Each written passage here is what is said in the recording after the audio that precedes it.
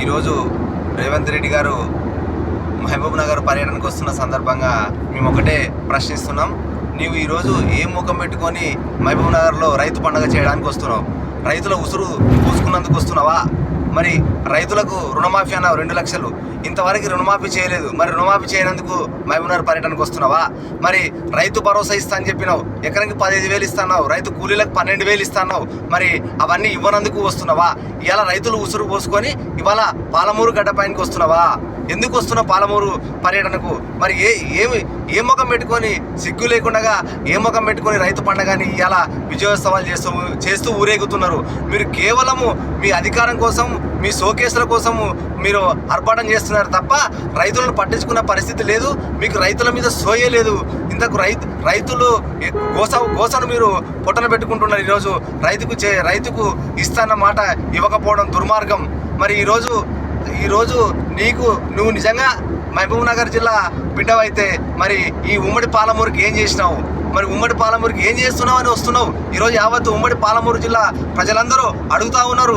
మరి ఇవాళ పాలమూరు రంగారెడ్డి ఎత్తిపోతల పథకాన్ని పూర్తి చేయలేదు. మరి ఇవాళ భూములకు నీళ్ళు ఇవ్వకుండా, ఇవాళ రైతులకు రైతు భరోసా ఇవ్వకుండా, ఇవాళ నువ్వు సిగ్గు లేకుండా మహబూబ్ నగర్ పర్యటనకు వచ్చి ఊరేగడానికి వస్తున్నావా?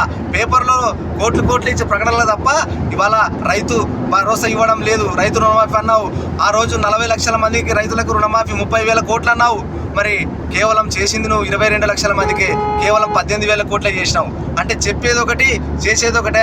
ఆ రోజు డిసెంబరు 9 రోజు మేము వచ్చిన తక్షణమే ప్రతి ఒక్క రైతు కూడా ఎవరికైతే 2 లక్షలు ఉంటావో ఆ 2 లక్షల ఎవరికైతే 2 లక్షల అప్పు ఉంటుందో ఖచ్చితంగా మేము చేస్తున్నావు. మరి ఈరోజు మళ్ళీ డిసెంబర్ 9 వస్తుంది. సిగ్గు లేకుండా అబద్ధాలు చెప్పుకుంటూ ఊరేగుతున్నావు రేవంత్ రెడ్డి.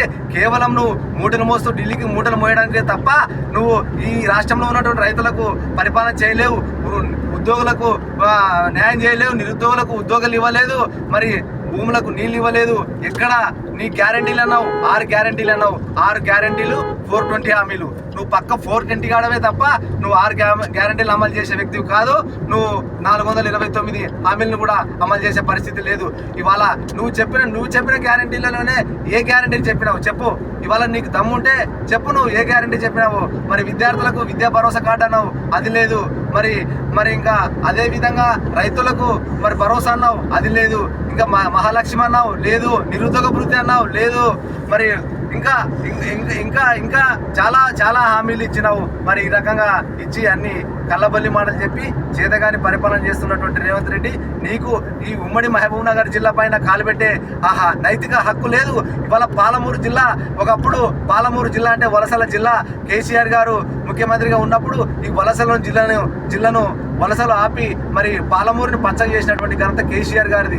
ఆ రోజు ఈ పాలమూరు జిల్లా అంటే కేసీఆర్ గారు ముఖ్యమంత్రిగా లేనప్పుడు ఈ పాలమూరు జిల్లా బొగ్గుబాయి బొంబాయిలకు వలసపోయేటువంటి వలసలను ఆపినటువంటి రథసారథి మరి తెలంగాణ అభివృద్ధి ప్రదాత ఆనాటి కేసీఆర్ గారు. మరి 10 ఏళ్ల కాలంలో ఉమ్మడి మహబూబ్ నగర్ జిల్లాను శస్యశ్యామలం చేసినటువంటి ఘనత కేసీఆర్ గారిది. మరి నీకు షో ఉంటే, ఇప్పుడు ఉన్న ముఖ్యమంత్రి రేవంత్ రెడ్డి నీకు షో ఉంటే, మరి ఉమ్మడి పాలమూరు జిల్లా బిడ్డవే కదా, ఈరోజు ముఖ్యమంత్రి అయినావు, నీకు అవకాశం వచ్చింది. ఈ ఉమ్మడి మహబూబ్ నగర్ జిల్లాకు మరి ఏది రైతులకు పాలమూరు రంగారెడ్డి ఎత్తిపోతల పథకాన్ని తొందరనే పూర్తి చేయాలా. ఇవాళ జూరాల ప్రాజెక్టు కూడా పూర్తి చేయాలా. ఇవాళ నెట్టంపాటి ప్రాజెక్టుని కూడా పూర్తి చేయాలా. ఇవాళ కోయిల్ సాగర్ని కూడా పూర్తి చేయాలి. మరి ఇవన్నీ గాలికి వదిలేసినావు. నీకు ఒక అవకాశం వచ్చింది, సొంత జిల్లా వాడవని. ఈ సొంత జిల్లా ప్రజలు చాలా కలలు కంటా ఉన్నారు. మరి ఆ కళలను నువ్వు నీరు గారుస్తున్నావు. ఇవాళ సిగ్గు అనిపిస్తుంది మాకు, నువ్వు ముఖ్యమంత్రి ఉండాలని చెప్పుకోవడానికే సిగ్గు అనిపిస్తుంది. నువ్వు ఒక్కటంటే ఒకటి చేసినావా? ఒక కేంద్రీయ విశ్వవిద్యాలయం తెచ్చినావా? ఒక మోడల్ స్కూల్ తీసుకురా, విద్యార్థులకి విద్యను అందించు.